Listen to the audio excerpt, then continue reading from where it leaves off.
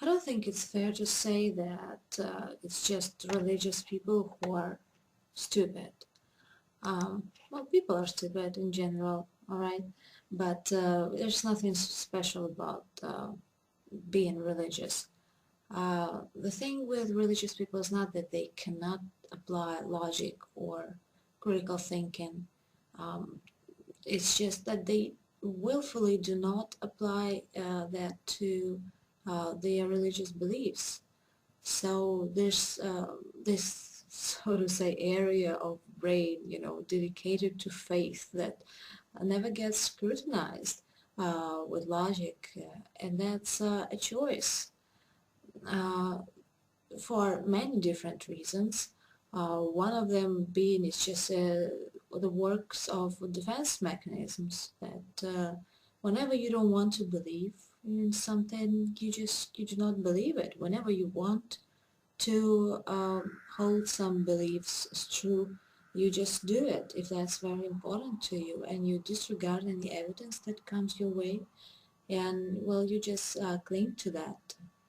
We can observe such phenomenon when uh, we see people acting really silly and seemingly not noticing the evident facts. Like, for example, when husband is cheating on his wife and his wife really wants to keep believing that she's the one and only for him, and and all kinds of sorts of evidence is available to her, and her friends keep saying, well, can't you see, I mean, it's obvious to everybody, everyone's been telling you this, and everyone in town knows it's true that he has a lover and he's cheating on you, and the woman would just say, no, no, no, you don't know the guy, I know the guy, he would never do that.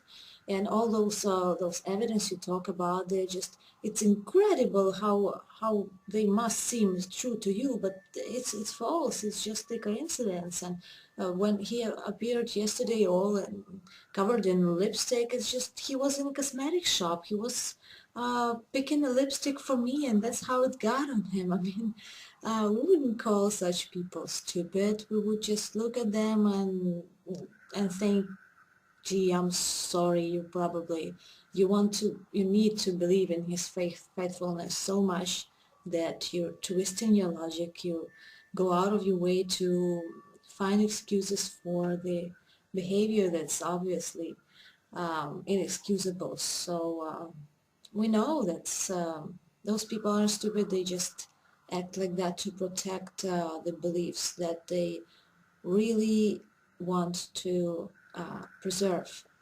So I think that with religious people, it's sort of that kind of case. When I still believed in God and I was attending church and praying every day and all this stuff, yeah, that happened to me. I was in my early teenage years. Um, um, we were taught that doubting is bad, and not only because, well, doubting is bad because you risk eternal damnation, and that's not what God would want you to do. You're supposed to have faith. It's stated in the Bible that the strong faith is praised. Um, and not only that, we were taught that whenever you have those uh, thoughts of why God did this and not that, and why this is the case, and is it just or not, and maybe God's not so great. So whenever those questions arise, that's not your own question, that's a devil working on you, trying to tempt you, trying to um, get you into hell. So basically you're supposed to recognize it and stop doubting and stop that process right there, and do not ever think further because you just risk, losing your faith and going to hell. So what a great way to stop people from ever questioning things, right?